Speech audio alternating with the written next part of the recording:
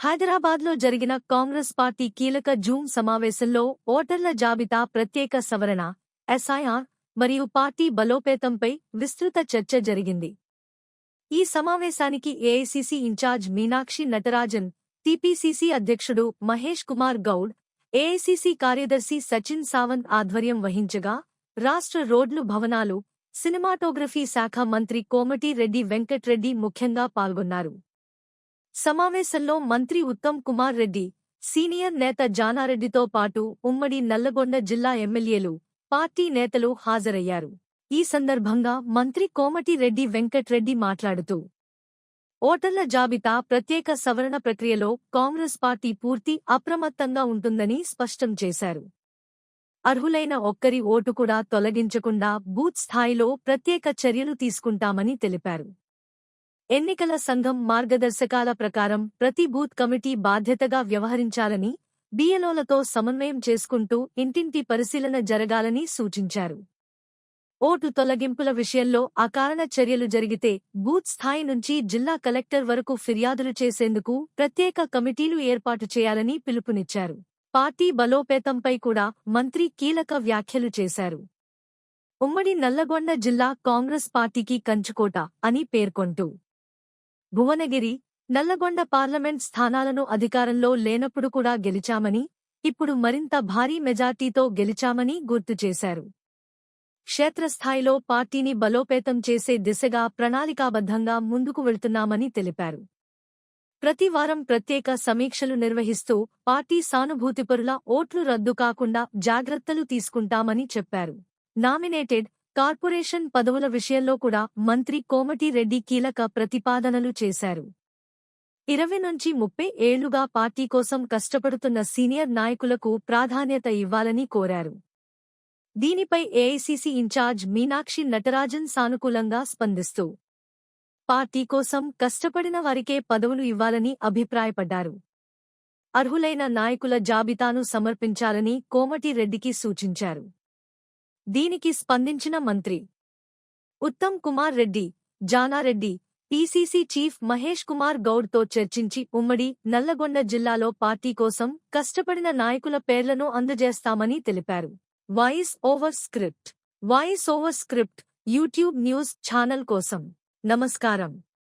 మీరు చూస్తోంది తెలుగు వార్తా వేదిక. హైదరాబాద్లో కాంగ్రెస్ పార్టీ కీలక జూమ్ సమావేశం రాజకీయంగా ప్రాధాన్యత సంతరించుకుంది. ఓటర్ల జాబితా ప్రత్యేక సవరణ అంటే స్పెషల్ ఇంటెన్సివ్ రివిజన్ ఎస్ఐఆర్పై పూర్తి అప్రమత్తంగా ఉండాలని కాంగ్రెస్ నేతలకు మంత్రి కోమటిరెడ్డి వెంకట్రెడ్డి స్పష్టమైన దిశానిర్దేశం చేశారు.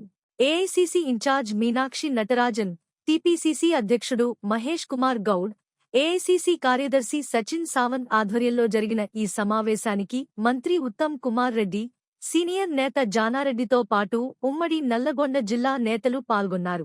ఈ సందర్భంగా మాట్లాడిన మంత్రి కోమటిరెడ్డి వెంకట్రెడ్డి, అర్హులైన ఒక్కరి ఓటు కూడా తొలగించకుండా బూత్ స్థాయిలో ప్రత్యేక జాగ్రత్తలు తీసుకోవాలని పార్టీ శ్రేణులకు పిలుపునిచ్చారు.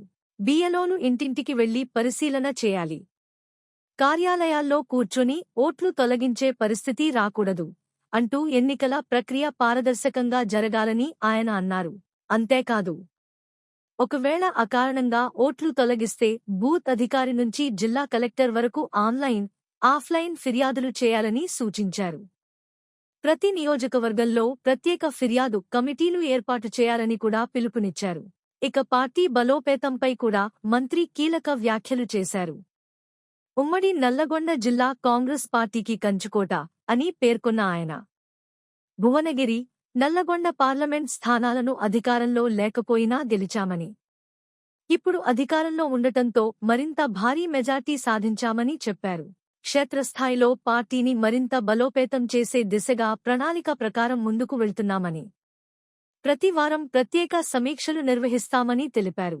ఇక నామినేటెడ్ కార్పొరేషన్ పదవుల విషయంలో కూడా మంత్రి కోమటిరెడ్డి కీలక ప్రతిపాదన చేశారు. 20-30 ఏళ్లుగా పార్టీ కోసం కష్టపడుతున్న సీనియర్ నాయకులకు ప్రాధాన్యత ఇవ్వాలని కోరారు. ఈ ప్రతిపాదనపై ఏఐసీసీ ఇన్ఛార్జ్ మీనాక్షి నటరాజన్ సానుకూలంగా స్పందించారు.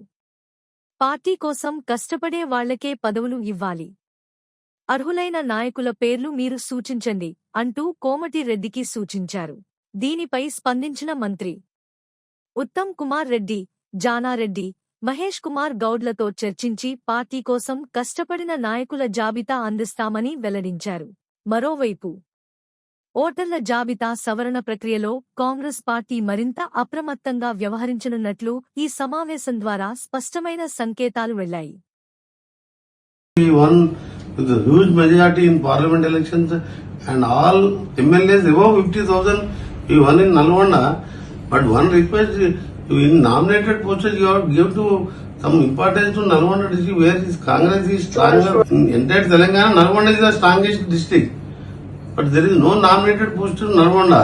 But I agree with you. I agree with you fully. जो भी जिसको भी नाम देना चाहें जरूर दीजिए सर. Okay, madam. Okay.